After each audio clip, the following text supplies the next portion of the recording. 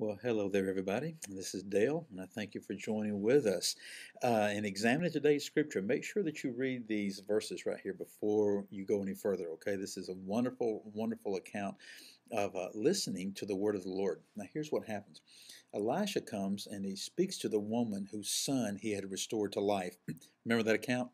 He found her and he told her, he said, I want you to arise and I want you to go wherever you would go. And he sort of tells her where to go, but I want you to go because the Lord has called for famine in the land for 7 years. Now that's sort of interesting right there, that the Lord had called for this famine to take place. All too often we think, well, God doesn't do things like that, and we would be wrong if we believe that. The Lord does do things like that, even now. The Lord will call for certain things to happen. And here, the man of God knew what the Lord was going to do. He had received the word of the Lord.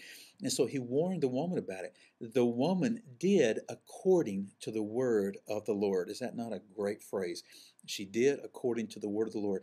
How many of us would be willing to do that? If somebody came to us and said, hey, I believe that the Lord has revealed this is what's happening to us, we need to do this. I highly suspect that we would hesitate and be in trouble for doing that. And so she did. She left the area. Well, she returned after 7 years. And in this account, that 7 years is just like, well, okay, 7 years have gone by. But she returned to 7 years. And she went to the king and to appeal to the king, there have her house and her field restored back to her. Apparently, somebody else had taken it. Well, at that same moment, the king had asked Gehazi, remember, he was the servant of the man of God, to relate all the great things that Elijah had done. So he did.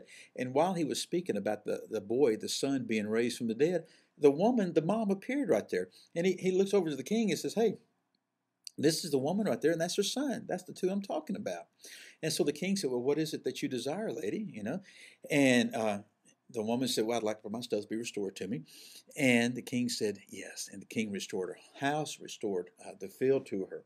And so the truth for us is this, that the Lord will do the same thing. We need to trust him and we need to obey him. There may be a time soon and very soon, I believe, that we're going to have to know whether to go to the right or the left, front or backwards. We're going to have to hear from God whether to stay here or whether to go there. And then we're going to have to hear from the Lord when to come back. And we're going to have to trust him to restore things. Okay? Thank you for being with me, and I'll see you again next time. Bye-bye.